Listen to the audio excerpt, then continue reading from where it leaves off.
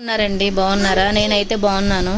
ఈరోజు అయితే మ్యాగీ చేస్తున్నానండి. పొద్దున్న బ్రేక్ఫాస్ట్లోకి మ్యాగీ చేసినాక కొంచెం చాయ్ పెట్టుకొని తాగాను.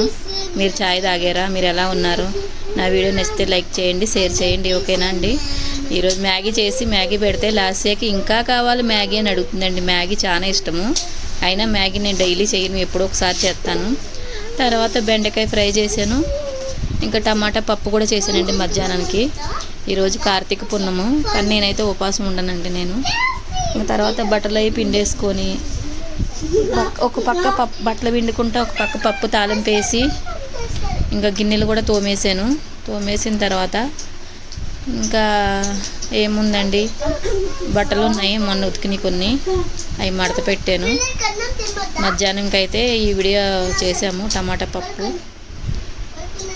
అంటే రెండెందుకు అంటారో, ఫ్రై కదండి, ఫ్రై బాగోదు కదా, పిల్లలు తినరు.